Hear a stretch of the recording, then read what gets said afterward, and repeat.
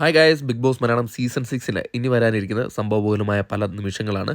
എന്തായാലും കഴിഞ്ഞ 2 ആഴ്ചകളിലും എവിക്ഷൻ ഇല്ലായിരുന്നു. അതുകൊണ്ട് തന്നെ പ്രേക്ഷകരും നിരാശരായിരുന്നു.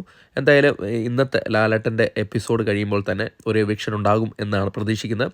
ഏതായാലും ലാലേട്ടൻ്റെ ഷൂട്ട് ഇപ്പോൾ നടന്നുകൊണ്ടിരിക്കുകയാണ്. ഷൂട്ട് കഴിഞ്ഞ് കഴിഞ്ഞാൽ ആരാണ് പുറത്തു പോകുന്നതെന്ന് നമ്മൾ വ്യക്തമായി നിങ്ങളെ അറിയിക്കുന്നതായിരിക്കും. അതിനായിട്ട് നമ്മുടെ ചാനൽ സന്ദർശിക്കുക. ചാനൽ സബ്സ്ക്രൈബ് ചെയ്തില്ലെങ്കിൽ സബ്സ്ക്രൈബ് ചെയ്യാം.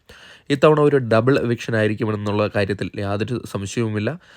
അതാരൊക്കെയാണ് പോകുന്നതെന്ന് മാത്രമാണ് നമ്മുടെ മുമ്പിലുള്ള ഒരു സംശയം. കാരണം ഡേഞ്ചർ സോണിൽ നിൽക്കുന്ന 3 വ്യക്തികളാണ്: ശരണ്യ, ജാൻമണി, ശ്രീരേഖ. അതിലേറ്റവും വോട്ട് കുറവ് ജാൻമണിക്കാണ്.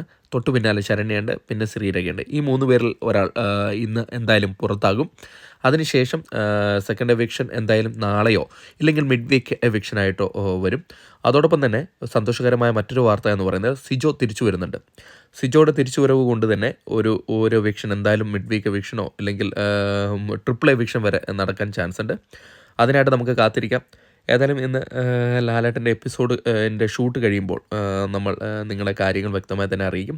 ഈ കാര്യങ്ങൾ ഉറപ്പാണ്. സിജോ തിരിച്ചു വരുന്നതിൽ 100% ഉറപ്പാണ്. സിജോയുടെ സൈഡിൽ നിന്ന് കിട്ടിയിരിക്കുന്ന ലഭിച്ച വ്യക്തമായ വിവരങ്ങളാണ് നമ്മൾ നിങ്ങളെ അറിയിച്ചിരിക്കുന്നത്.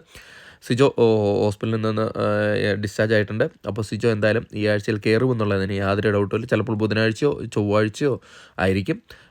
മേ ബി ബുധനാഴ്ച ആകാനാണ് ചാൻസ്. എന്തായാലും അതിനായിട്ട് നമുക്ക് കാത്തിരിക്കാം. വ്യക്തമായ ബിഗ് ബോസ് സംബന്ധമായ ന്യൂസുകൾ അറിയാൻ വേണ്ടി നമ്മുടെ ചാനൽ സന്ദർശിക്കുക. ചാനൽ സബ്സ്ക്രൈബ് ചെയ്തില്ലെങ്കിൽ സബ്സ്ക്രൈബ് ചെയ്യുക. Thank you.